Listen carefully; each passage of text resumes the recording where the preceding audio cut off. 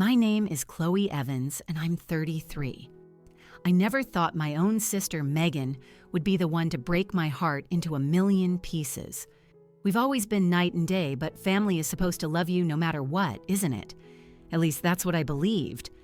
That all changed when my phone buzzed at 11:20 p.m., lighting up with her text. "Don't even bother showing up tomorrow. You're officially uninvited to my wedding." The irony was staggering. She had no idea that I was the owner of the exact place she had been fantasizing about for the past 8 months. If you're listening, I'd love for you to comment with where you're from, hit that like button, and subscribe to hear how I finally put my foot down after months of being treated like dirt. There's a 4-year age gap between Megan and me. We were raised in a small, comfortable home in Vermont. When we were little, we were inseparable, despite being complete opposites. I was the one with the plans, always thinking about the future, saving every single dollar from my allowance. Megan, however, was a force of nature, all about living in the now, spending her money on the newest trend that caught her eye. Our parents always joked that I was born with an old soul, planning my retirement in a 401k before I even knew how to tie my shoes. Throughout our childhood, I was her constant defender, protecting her from the neighborhood bullies and patiently walking her through her math problems. When she decided she wanted to try out for the high school dance squad, I spent countless weekends in our backyard with her, going over the choreography until she nailed it and earned her spot. And when she had her first serious heartbreak at 17, I was the one who sat up with her all night, a pint of Rocky Road ice cream between us, assuring her there were much better guys out there for her. Even though we were so different, we had an unspoken agreement. We were a team, always. After we both finished college, our lives took different turns. Megan went into the fast-paced world of digital marketing, but I chose a path less traveled. I'd always had a passion for real estate, and with my business degree in hand, I started small. I poured all of my savings, along with a modest loan from the bank, into buying a duplex. I lived in one unit and rented out the other, which pretty much paid my mortgage. In just 5 years, I had successfully acquired 4 more properties. By the time I was 30, I had built a substantial and profitable real estate portfolio. It was nothing glamorous, mostly residential properties, a small office building, and the undisputed crown jewel of my assets, the historic Hawthorne Manor. Hawthorne Manor was a massive gamble, but it was one that paid off beautifully. It was a sprawling 19th century estate on 10 acres of breathtaking, professionally designed gardens. The property had fallen into a state of severe neglect, but I recognized its hidden potential and purchased it 2 years ago. With painstaking restoration and a smart business plan focused on weddings and exclusive events, I turned it into one of the most sought-after venues in the entire state. Its classic architecture, the stunning grand ballroom, and those fairy tale gardens made it the ultimate dream setting for countless brides, including, as I was about to discover, my own sister. When Megan announced her engagement to Daniel, a charming financial analyst she met at her firm, I was absolutely thrilled for her. We celebrated with a bottle of champagne at my apartment, and she couldn't stop talking about her wedding fantasies. As she described her ideal venue, a place with timeless elegance and grandeur, I kept my ownership of Hawthorne Manor to myself, a little surprise already taking shape in my mind. "You should check out the Hawthorne Manor," I mentioned casually over brunch a few days later. "I think I saw something about them having a cancellation for next spring." Megan's eyes lit up. "Are you kidding me? Chloe, that place is booked solid for like 2 years. Plus, it's way, way out of our price range." I just offered a small shrug, trying to act casual. It can't hurt to call. You never know. What Megan didn't know was that I had already spoken with my venue manager, Eleanor, and instructed her to offer Megan a special promotional discount, which was essentially my break-even cost. So when Megan called and learned that not only was her dream date free, but she was also getting a 40% discount, she was beside herself with joy. She called me, screaming with excitement, "Chloe, you will not believe this. We got Hawthorne Manor. They had a last-minute cancellation for the very weekend we wanted, and they gave us this crazy discount because someone referred us." Do you know someone who works there? This is my absolute dream venue. I played it cool. I might have a few connections. Just think of it as an early wedding gift from your maid of honor. Megan's shriek was so loud I had to hold the phone away from my ear. You're the best sister in the entire world. I can't wait to start planning. This is going to be absolutely perfect. And for a short time, it really was. We toured the manor together, with Eleanor giving us the full VIP experience, occasionally sending a subtle wink my way when Megan wasn't paying attention. We looked at floral arrangements, lighting setups, and table decor, and Megan's excitement grew with each visit. It made me so happy to see her this joyful, and I felt a deep sense of pride in being able to make her dream wedding happen. The first few months of planning were a happy whirlwind of cake tastings, dress shopping, and endless hours on Pinterest. As her maid of honor, I hosted a beautiful engagement party for her at my place, filling it with personalized touches that celebrated her and Daniel. That evening, Megan hugged me tightly and whispered, "I don't know what I'd do without you, Chloe." But as the wedding date got closer, something began to change. Megan introduced me to her other bridesmaids, who were mostly friends from college and her current job. Among them was Jessica, a new colleague who had quickly become her closest confidant. The second I met her, I got a bad feeling. The way Jessica looked at me was analytical, like she was sizing me up, with a slight, almost condescending smirk on her face. "So, you're the famous big sister," Jessica said, swirling the wine in her glass. "Megan talks about you all the time. I hope it's all good things," I replied with a friendly laugh. "Oh, mostly," she said, but her smile didn't quite reach her eyes. As the weeks passed, Megan became obsessed with every single detail of the wedding, transforming from an excited bride-to-be into someone I hardly knew. She began to dismiss my ideas and suggestions, often in front of the other bridesmaids. "No, Chloe, we can't do wildflowers for the centerpieces. It looks messy and cheap. I told you I want structured, formal arrangements." She snapped at me during one of our planning meetings, even though I distinctly remembered her loving a wildflower bouquet in a magazine just a few weeks before. I tried to attribute it to wedding stress, telling myself to just be supportive while quietly ensuring everything at the venue would be perfect. I had no idea this was just the beginning of a truly painful ordeal that would test our sisterhood to its very breaking point. The first real crack in our relationship showed up about 3 months into the wedding planning. Megan was spending more and more time with her work friends, especially Jessica, who had somehow become Megan's unofficial wedding expert, despite having no experience at all. One Saturday, Megan had all the bridesmaids over to her apartment to brainstorm for the bachelorette party. As the maid of honor, I had already done a lot of work planning a luxurious weekend trip to a winery I knew Megan had always wanted to see. I arrived early with a box of pastries and a thermos of coffee for everyone, excited to finally share my plans. But when I walked in, Megan and Jessica were huddled over a laptop, laughing about something. They went quiet the moment they saw me. "What's so funny?" I asked, setting the food on the kitchen island. "Oh, nothing," Megan said, waving it off. "Just looking at some bachelorette party ideas." I felt a sharp sting of hurt.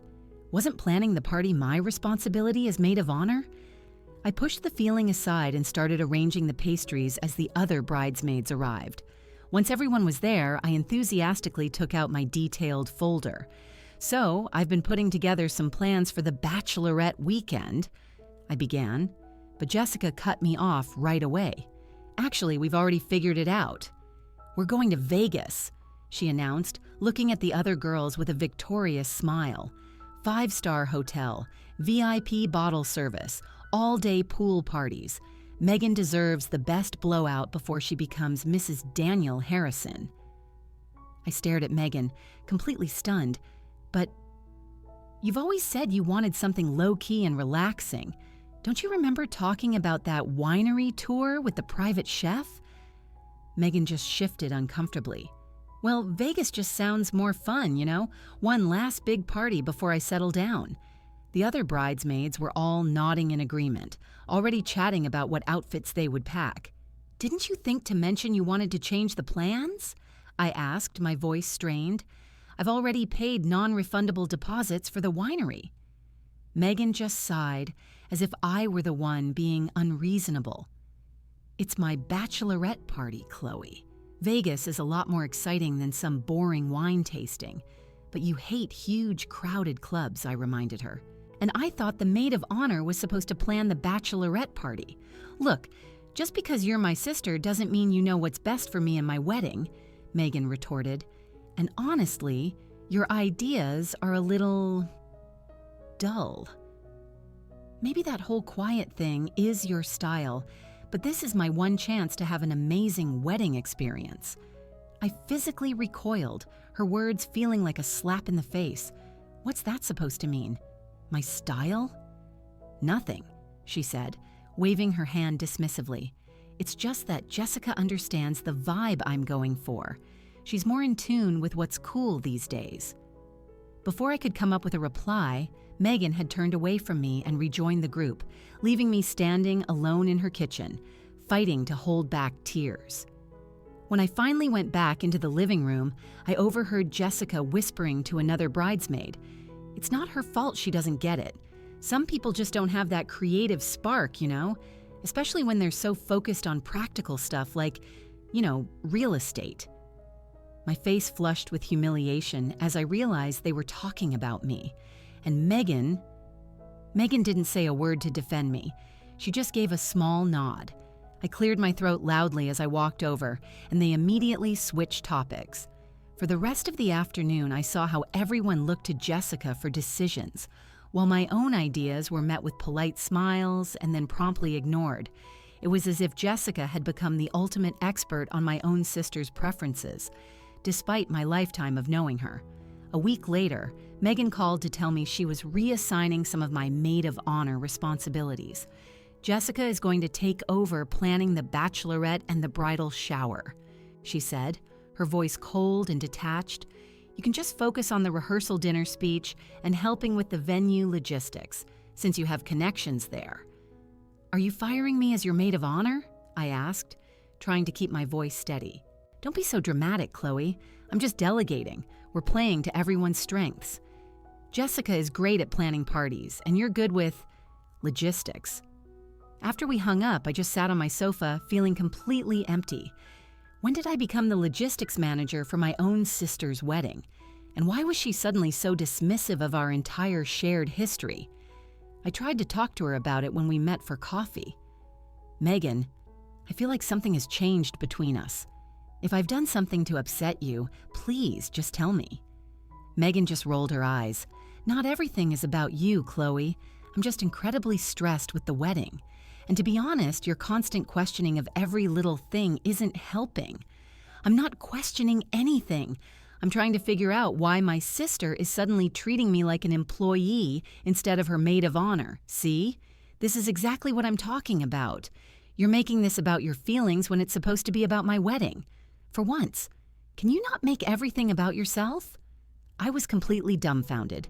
How was I making her wedding about me? I had secretly given her the venue of her dreams, spent hours helping her plan, and swallowed my pride and hurt feelings over and over again. Even Daniel, who had always been so warm and friendly to me, seemed to sense the growing divide. At a family dinner, he pulled me aside. "Is everything okay between you and Megan? She seems really stressed about the wedding." I forced a smile. "Just the usual pre-wedding jitters, I think. We're fine," but we weren't fine. With each passing week, Megan became more distant, and I found myself walking on eggshells around her, afraid that any comment or suggestion would be met with contempt. I started to worry that our relationship was being permanently broken, and I had no idea how to fix it. Despite the hurt, I was determined to see this through and help Megan have the perfect wedding. She was still my sister, after all. I just never could have imagined how much worse things were about to get, or how this wedding would end up shattering the bond we once shared. 3 months before the wedding, the situation with Megan went from tense to completely unbearable. What started as the occasional sharp comment had turned into open hostility, often displayed right in front of the other bridesmaids. The worst part was, I honestly couldn't understand what had caused such a dramatic change in my once loving sister. One Saturday, we all met for the final bridesmaid dress fittings. I had picked a beautiful sapphire blue dress that Megan had originally adored, saying the color was stunning with my red hair. But when I stepped out of the dressing room, her face immediately soured. "That color completely washes you out," she announced, loud enough for the other bridesmaids and the sales associate to hear. "I think you should try on the charcoal gray one instead." "But you said you loved the sapphire," I reminded her, my voice barely a whisper. Megan let out a theatrical sigh.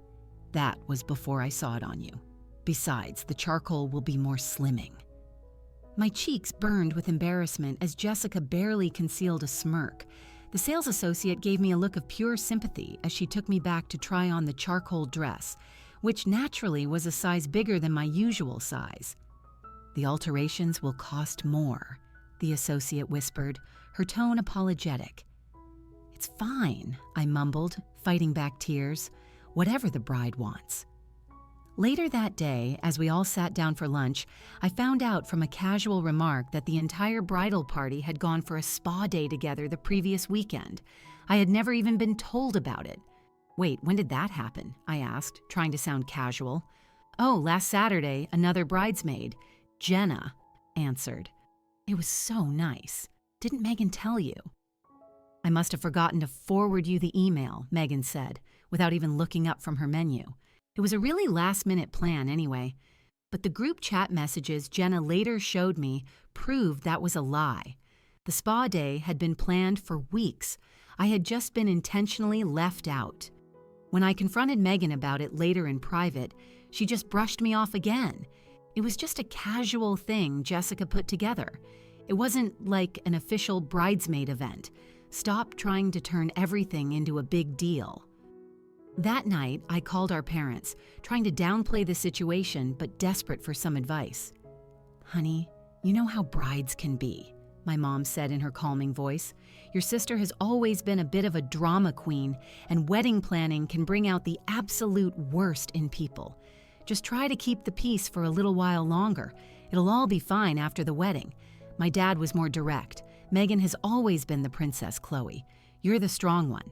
And sometimes that means you have to be the bigger person, even when it's unfair." Their advice, though I'm sure it was well-meaning, just made me feel more isolated and unsupported. The bridal shower was even worse. When I showed up early to help set up, Jessica stopped me at the door. "We have it under control," she said with a dismissive smile. "The caterers are handling everything. You should just go relax and enjoy being a guest." I stood awkwardly in a corner, holding the thoughtful gift I had spent weeks choosing, and watched as Jessica managed the staff and greeted guests as if she were the bride's sister. When Megan finally made her entrance, she gave Jessica a massive hug, thanking her repeatedly for organizing the most perfect shower ever.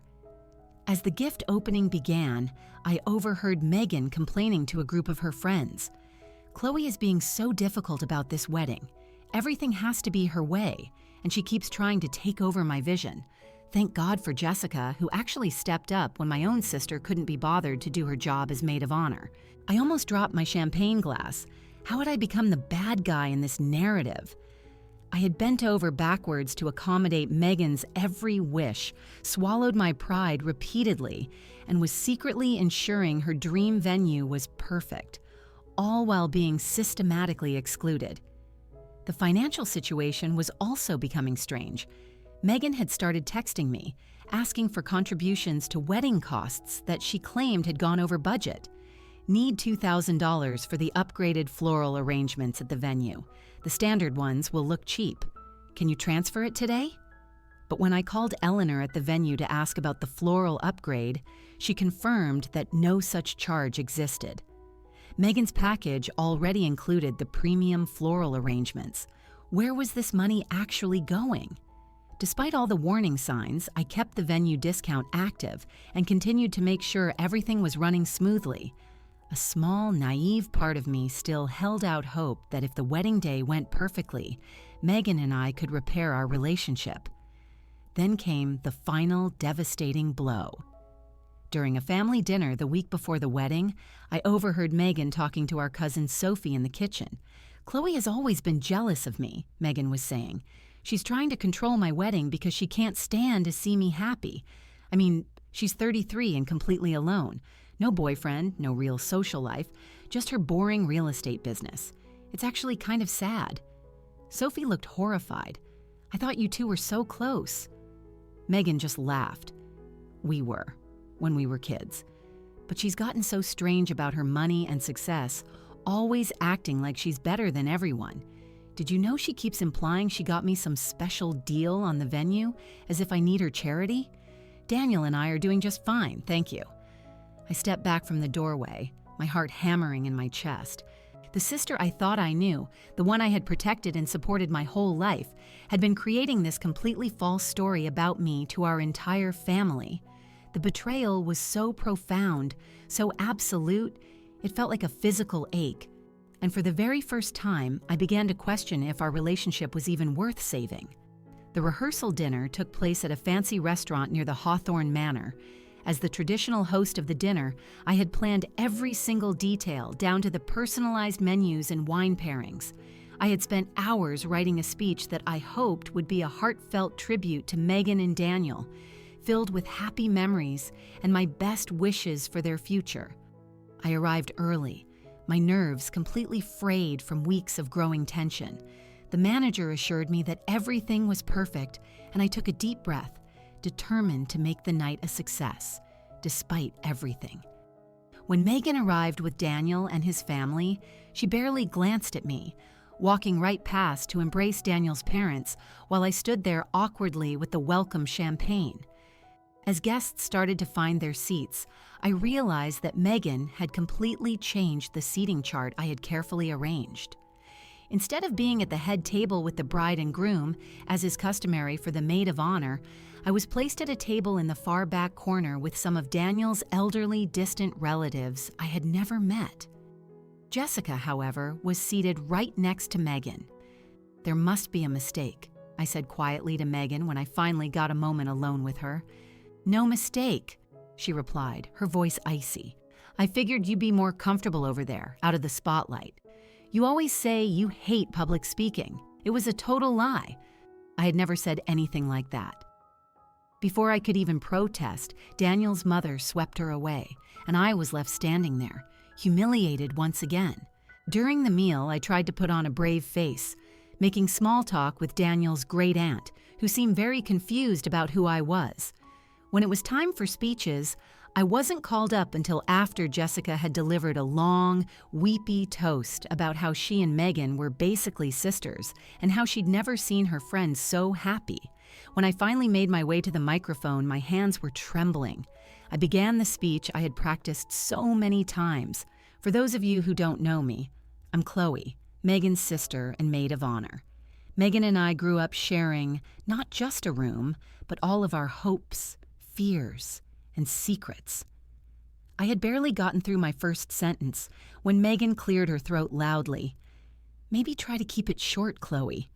We still have a bunch of Daniel's college friends who want to say something." The entire room fell silent. I could feel everyone's eyes on me as the words I had so carefully prepared just vanished from my mind. I somehow managed to get through a very brief, generic version of my toast, raised my glass with a shaky hand, and quickly returned to my seat, my face burning. As I sat down, I heard Jessica whisper to Megan, "I told you she'd make it all about herself." Megan nodded, not even bothering to lower her voice. "At least it's over now. Let's just hope she doesn't try to pull another stunt at the reception."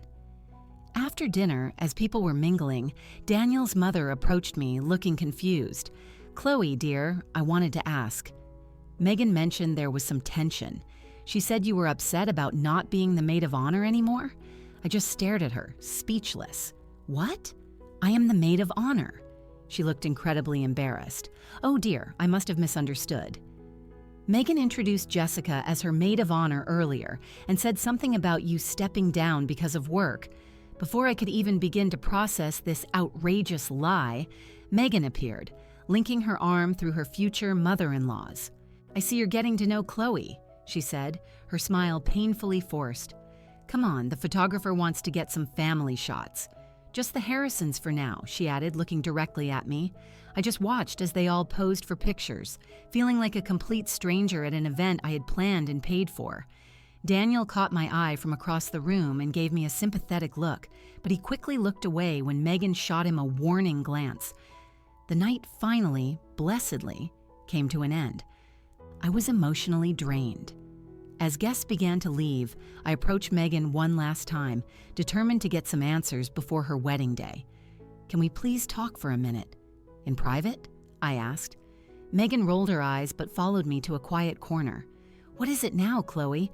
It's almost midnight and I need my beauty sleep." "What is going on, Megan? Why are you treating me this way? Why did you tell Daniel's mother I stepped down as maid of honor? Oh my God, are you seriously starting drama the night before my wedding? This is exactly why I've been keeping my distance. You always have to make everything about you. That's not true, and you know it.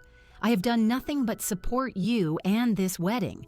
I even arranged for you to get Hawthorne Manor at a massive discount." Megan's eyes narrowed. "There you go again, throwing your supposed generosity in my face. I never asked for your charity. In fact, Jessica's cousin works there, and she said they give that discount to lots of people. It wasn't anything special. I was floored. Not only was that a complete fabrication, but it proved how determined Megan was to twist reality to fit her narrative." "Why are you doing this?" I finally asked, my voice cracking. "What happened to us? Nothing happened to us," she snapped. "You just can't stand that I have other people in my life now, people who are actually fun and supportive, not constantly judging me and trying to control everything. When have I ever judged you? I have been nothing but supportive." "Please," she scoffed. "You've always thought you were better than me, with your successful business and your perfect little life. Well, guess what? I have an amazing fiancé, friends who actually like me for me, and tomorrow I'm getting married at the most exclusive venue in the state, so maybe you can stop acting like I need you." With that, she spun around and walked away, leaving me standing there as tears streamed down my face. I somehow made it to my car before I completely broke down, sobbing hysterically, my head against the steering wheel. As I finally started the drive home, completely numb, my phone buzzed. It was a text from Megan, time-stamped 11:20 p.m. "Don't bother showing up tomorrow. You are no longer welcome at my wedding. I've already told security not to let you in. I can't risk you making a scene and ruining my perfect day. Jessica will handle all maid of honor duties." I had to pull over, my vision blurred by tears. My own sister had just kicked me out of her wedding, the wedding I had made possible, at the venue I secretly owned. As I sat there, shaking in disbelief, another text came through. This one wasn't for me. Megan had accidentally sent me a message she'd intended for Jessica, just uninvited Chloe. Such a relief. Tomorrow is going to be perfect without her there, trying to hog the spotlight. Did you see her face at dinner when I cut her speech off? Priceless. Can't wait to see the wedding photos without her awkwardly standing in every shot. You're the best MOH ever. See you at 9 a.m. sharp. In that moment, something inside me just broke. The last tiny thread of hope that this was all some big misunderstanding, that my sister still loved me underneath it all, just snapped. The pain was so intense it felt physical, like someone had literally reached into my chest and squeezed my heart. But right alongside the agony, something else began to surface. Clarity. For months, I had made excuses for Megan's behavior. I blamed it on wedding stress. I tried to be the bigger person. But the evidence was undeniable. My sister hadn't just pushed me away. She had actively worked to humiliate me, spreading lies to our family and friends. As I drove home in the dark, a new kind of resolve started to harden within me. I had spent my entire life supporting Megan, protecting her, and putting her needs before my own. But who was protecting me? If I didn't stand up for myself now, whoever would? By the time I walked into my apartment, my decision was made. Megan had uninvited me from her wedding at my venue. Maybe it was time she learned exactly what that meant. I barely slept that night, replaying Megan's words and actions over and over in my head. By sunrise, my eyes were swollen and my heart ached, but my determination had solidified. I made a pot of strong coffee and sat at my kitchen table, carefully weighing my options. Legally, I owned the Hawthorne Manor. I had every right to cancel any event, but did I have the moral right to ruin my sister's wedding, no matter how cruelly she had behaved? I spent an hour wrestling with it. This couldn't be about revenge. It had to be about consequences and self-respect. Megan had systematically destroyed our relationship, lied about me, and then kicked me out of her wedding, all while unknowingly enjoying a massive gift from me. At 7:30 a.m., I made my choice. I dialed Eleanor, my venue manager. Eleanor, I know this is highly irregular, but I need to cancel today's Harrison wedding. There was a long pause. Chloe, are you sure? Everything is already set up. The vendors are scheduled to arrive within the hour. I understand, and I will personally cover every single vendor cancellation fee. Please call them immediately and inform them.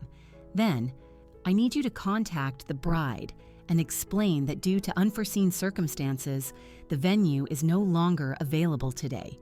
May I ask what happened? Eleanor asked, her voice cautious.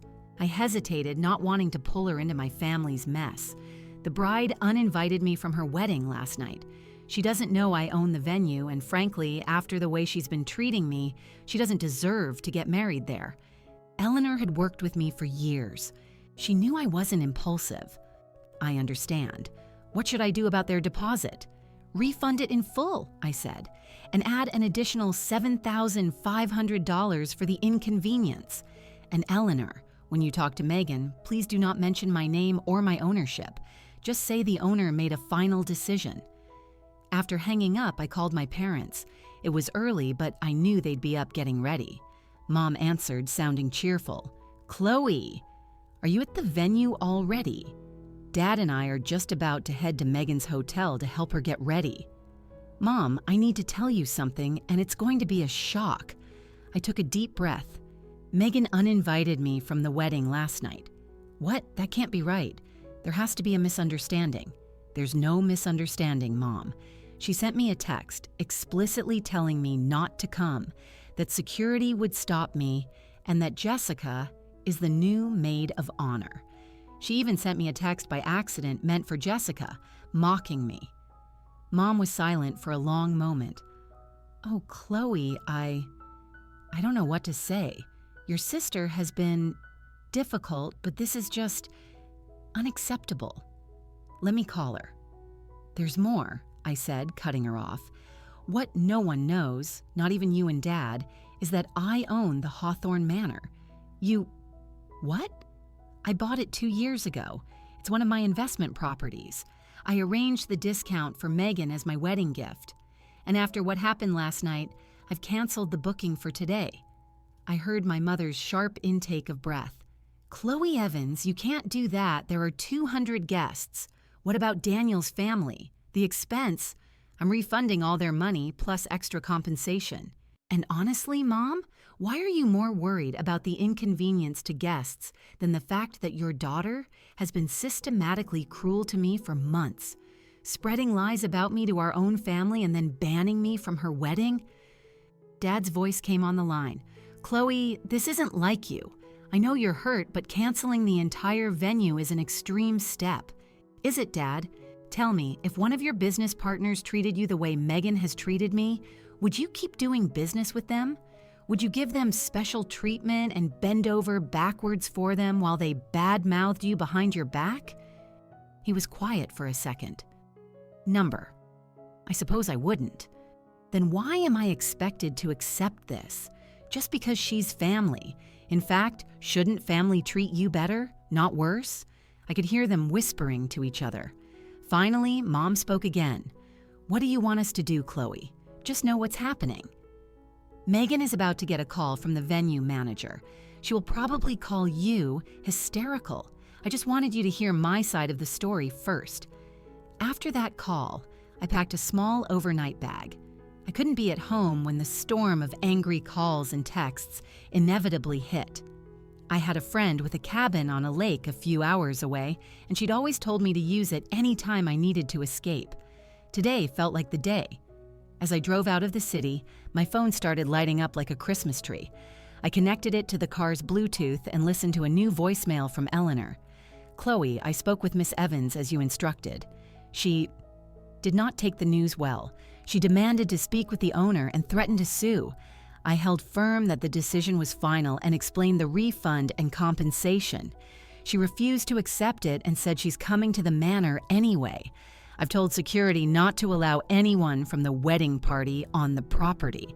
Let me know if you need anything." Then came a flood of texts from Megan.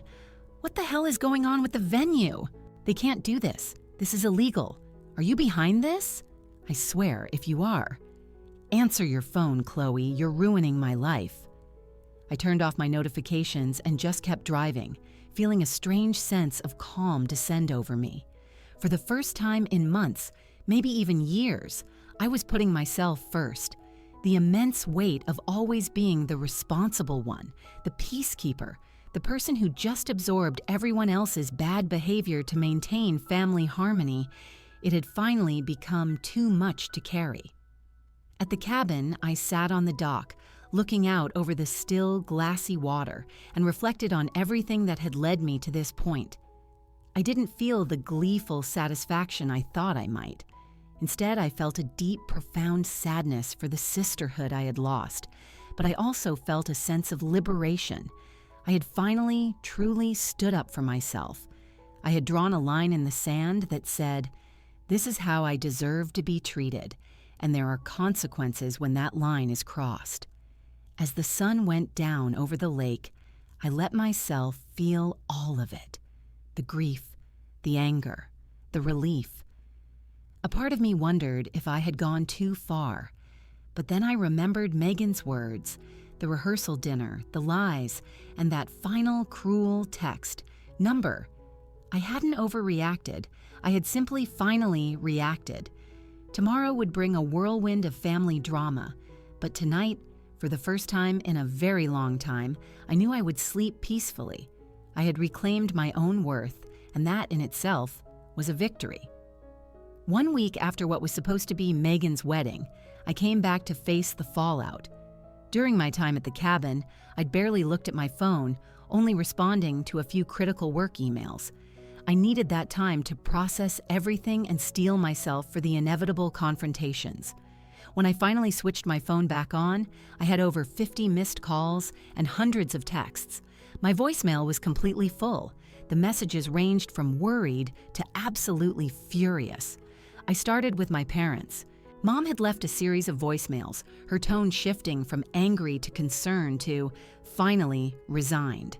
The last one just said, "Call us when you're ready, Chloe. We need to talk." Megan's messages were as volatile as I expected. They went from pure rage, "You destroyed my life," to desperate bargaining.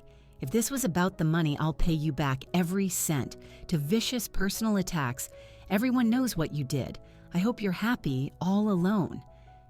Daniel had texted me just once. "I don't know the full story of what happened between you two, but we need to talk. This has gone too far on both sides." His message took me by surprise. I expected him to blindly defend Megan, but his words hinted that he might be more reasonable than I thought. My first call was to my parents. Dad picked up right away. "Chloe, are you okay?" "I'm fine, Dad. I just needed some time. How are you and Mom?" He sighed. "It's been a tough week." Megan stayed with us for a few days. She was, well, devastated is putting it lightly, and furious with you, I can imagine. At first, yes, he said. But then, an interesting thing happened. After the initial shock, people started asking questions. Daniel's parents wanted to know why you weren't at the rehearsal dinner. Our cousin Sophie mentioned she'd overheard Megan saying some really unkind things about you.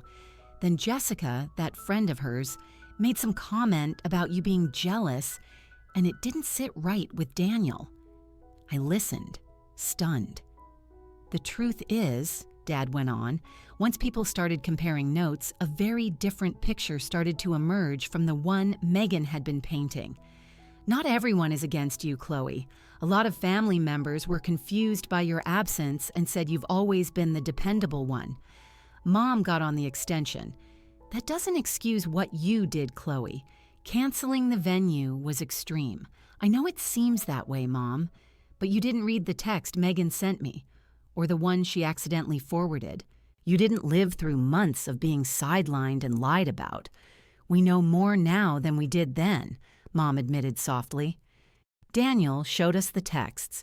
He said he was very troubled by them, that they didn't sound like the Megan he thought he knew. That was a surprise. Are they still getting married? I asked. They've postponed it, not canceled, Dad said. Daniel suggested they take some time to work on things. He seems like a good man. After talking to my parents, I felt a little better. At least they were starting to understand. But I knew the hardest conversation was still ahead. Megan showed up at my front door unannounced the next day. When I opened it, I barely recognized her. Her eyes were swollen from crying, her hair was a mess, and she was wearing old sweatpants. "You own the Hawthorne Manor," she said. It wasn't a question. I nodded and stepped aside to let her in. Yes. For how long? 2 years. She started pacing my living room, her arms crossed. So the discount, the open date, that was all you? It was supposed to be my maid of honor gift to you, I said softly. And then you took it away, she snapped. Do you have any idea what you did? 200 people had to be called. Daniel's parents flew in from across the country. The cake, the flowers, the photographer, all of it. Just wasted. You uninvited me from your own wedding, I replied quietly. Your own sister. After months of you pushing me away, letting Jessica take over, spreading lies about me, after you humiliated me at the rehearsal dinner, what did you expect me to do? Normal people get upset and move on. They don't detonate a bomb in their sister's life out of spite. It wasn't spite, Megan. It was self-respect. You can't treat people horribly and expect them to just take it, especially when you're unknowingly benefiting from their kindness. Megan collapsed onto my couch, her head in her hands. Everyone is talking about it. Daniel's mother keeps asking what kind of family I come from. Some of my friends think it's hilarious, like a reality show. And Daniel, she trailed off. What about Daniel? I prompted. She looked up, her face a mask of anger and pain. He said he needs to rethink everything. He said if I could cut off my own sister that easily, what would happen if we ever had a serious fight? He said he didn't recognize the person who wrote those texts. For a second, I felt a flash of pity. She had lost a lot. But then I remembered how she had tried to destroy my reputation. I'm sorry it came to this, I said, and I meant it. But I'm not sorry I stood up for myself. You left me no choice. There's always a choice. You could have just stayed away like I asked, and we could have figured it out later. Like we figured it out all the times I tried to talk to you about how you were treating me. When you called me selfish and dramatic and let Jessica ruin my life.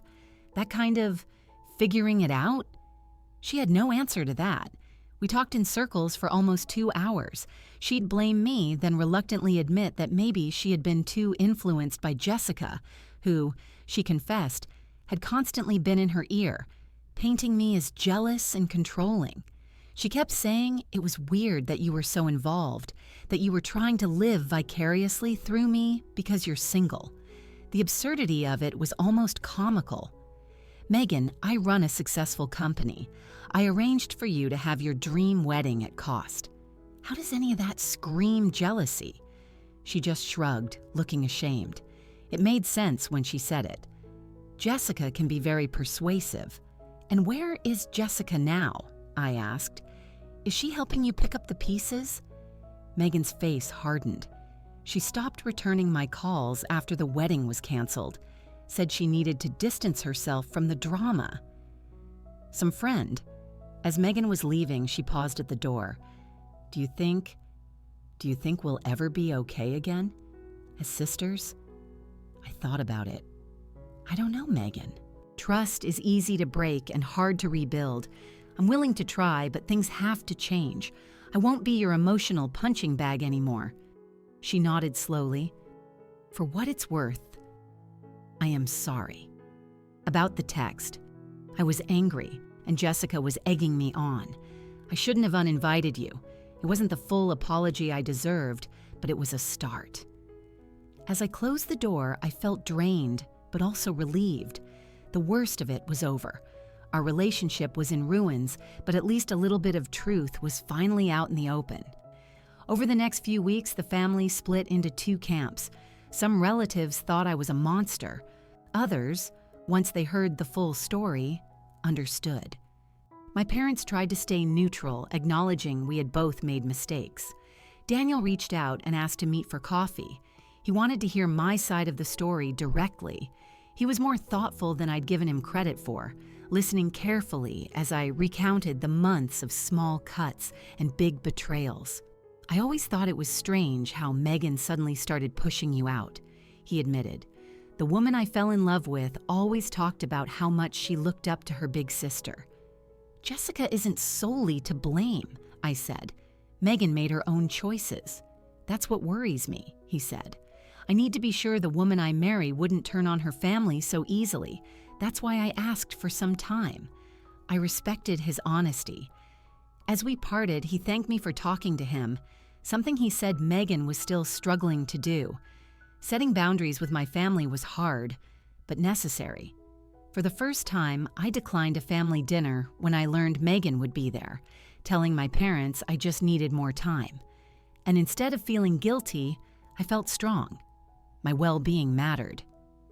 6 months after the wedding incident, as my family now called it, my life was in a very different place.